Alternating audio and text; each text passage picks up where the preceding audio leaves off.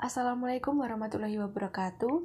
Perkenalkan, saya Dita Silestari dari NIM 1952-11332. Saya dari kelas MBS 7A. Di sini saya akan menyampaikan hasil observasi saya mengenai perusahaan S Hardware. Yang pertama, profil perusahaan. PT S Hardware Indonesia Tbk didirikan pada tahun 1995. Gerai pertama diresmikan pada tahun 1996 di Tangerang. Sejak itu, perkembangan S Hardware Indonesia berkembang menjadi perusahaan retail sebagai penyedia perlengkapan rumah tangga dan juga kebutuhan gaya hidup masyarakat Indonesia. Selanjutnya ada visi dan misi dari S Hardware Indonesia. Visi menjadi pusat retail perlengkapan rumah tangga dan gaya hidup di Indonesia. Sedangkan untuk misinya adalah memberikan ragam pilihan kebutuhan dan gaya hidup lebih dekat dengan masyarakat melalui kemudahan berbelanja selaras dengan prinsip-prinsip keberlanjutan. Yang selanjutnya adalah produk yang dijual. S Hardware Indonesia menjual lebih dari 80.000 produk yang tersebar berdasarkan beberapa jenis. Yang pertama itu ada home living, yang kedua ada peralatan kebersihan, peralatan kamar mandi, peralatan dapur, hobi dan gaya hidup, otomotif, home improvement, lampu, elektronik, dan juga ada perlengkapan olahraga dan outdoor.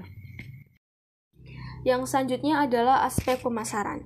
Nah, S Hardware Indonesia mulai menggunakan digital marketing sebagai media untuk menyebarluaskan informasi mengenai perusahaannya.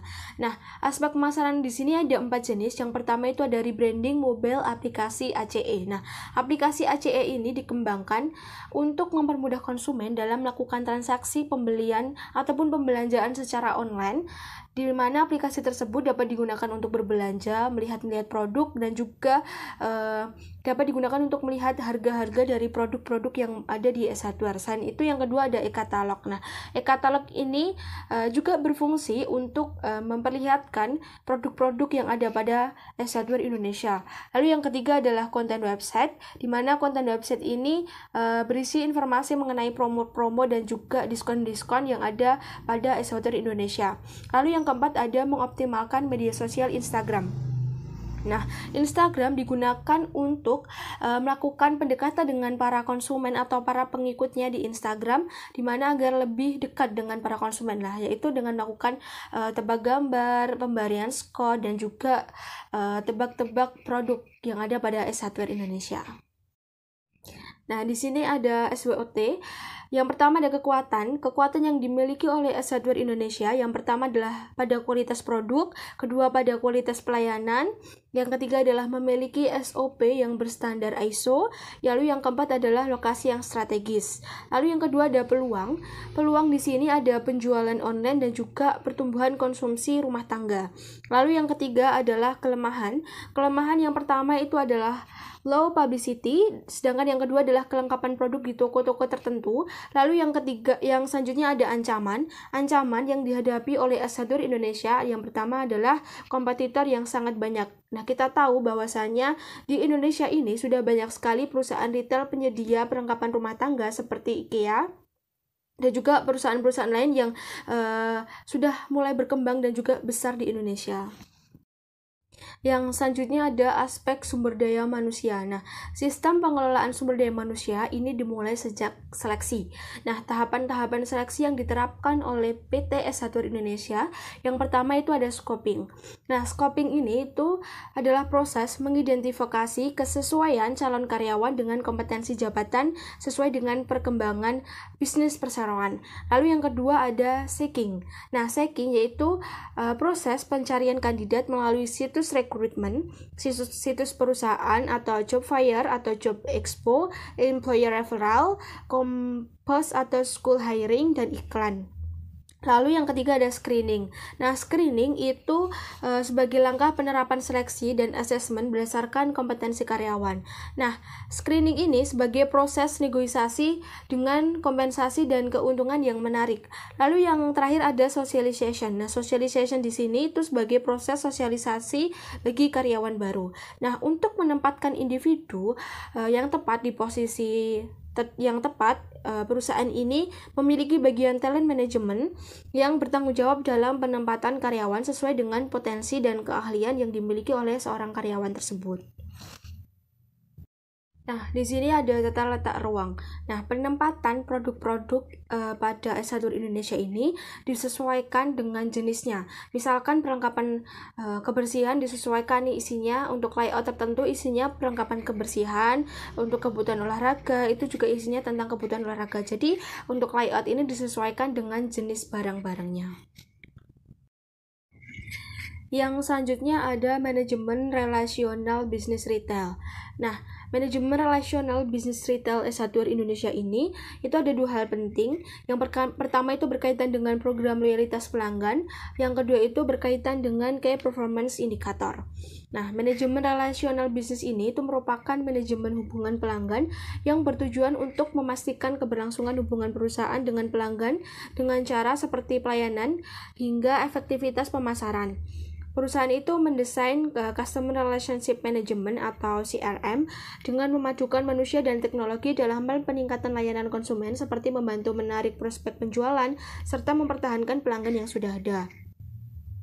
Nah, selanjutnya untuk Customer Relationship Management yang diterapkan oleh S1 Indonesia ini adalah dengan Key Performance Indicator atau KPI. KPI ini mengevaluasi kinerja organisasi, mulai dilihat dari rasio keuangannya melibatkan jumlah calon pelanggan, matriks kepuasan pelanggan, pangsa pasar, rasio pelanggan, serta potensi adanya pelanggan baru. KPI ini menjadi ukuran evaluasi kinerja organisasi serta titik awal dalam penentuan tujuan kedepannya untuk menentukan keputusan yang objektif, terstruktur, sesuai tren, dan mendukung pengambilan suatu keputusan. Yang selanjutnya ada analisis perilaku konsumen. Nah, konsumen S1 Indonesia sendiri itu seringkali sudah mengenali produk sebelum melakukan pembelian. Jadi bukan tipikal orang yang baru melihat langsung ingin membeli. Lalu untuk konsumen ini sebelum memutuskan untuk membeli produk biasanya mereka itu melihat katalog yang dimiliki oleh S1 Indonesia. Nah, biasanya S1 Indonesia ini menyediakan promo-promo khusus seperti rekomendasi produk, potongan harga, dan juga cashback serta promo-promo lain yang dapat menarik minat dari perilaku konsumen atau minat dari konsumen untuk melakukan suatu pembelian terhadap produk-produk yang ada pada S1 Indonesia.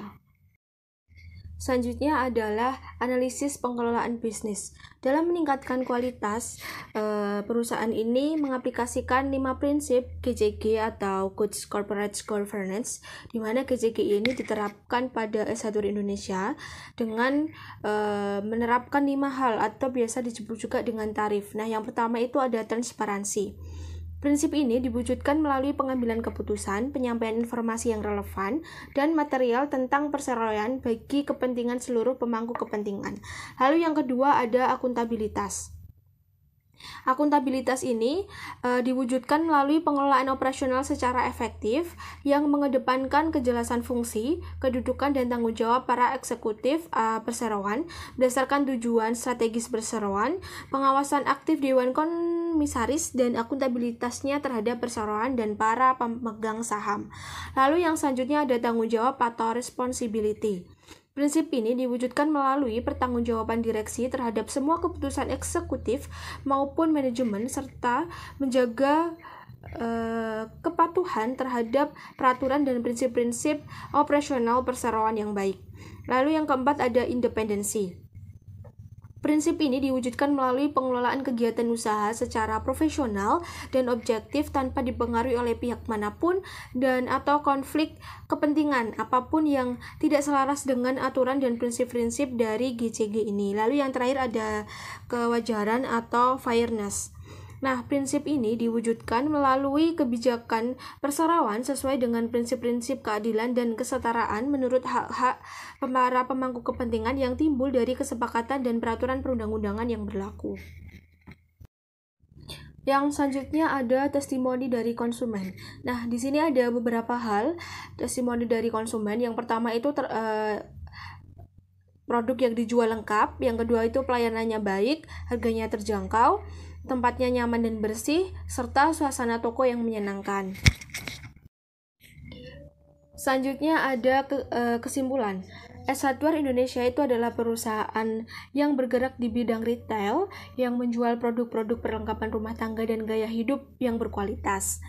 Dari segi berinteraksi dengan pelanggan, perusahaan ini dikatakan sudah cukup baik. Nah, dari segi produk dan pelayanan, S Hardware Indonesia ini menggunakan teknologi informasi untuk mendukung kinerja karyawan. Perusahaan ini juga sudah menyediakan platform khusus yang memberikan kemudahan kepada masyarakat, yaitu dengan mengembangkan aplikasi ACE.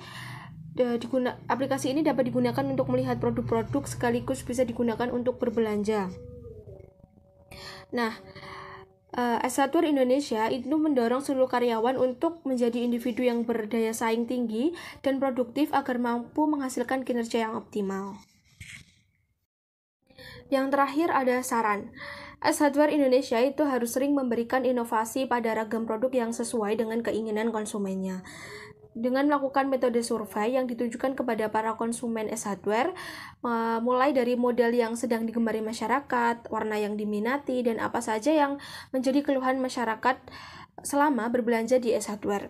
Selain itu, harus lebih mengeksplorasi barang-barang yang dijual oleh S Hardware, baik melalui media sosial, serta ikut terlibat dalam bazar-bazar yang berkaitan dengan penjualan perabot rumah tangga dan menggunakan selebgram untuk meningkatkan penjualan serta meningkatkan citra toko dari S Hardware Indonesia itu sendiri. Sekian pemaparan yang dapat saya sampaikan. Semoga hal ini bisa memberikan informasi kepada teman-teman semua. Kurang lebihnya mohon maaf. Wabillahi taufiq wal hidayah. Wassalamualaikum warahmatullahi wabarakatuh.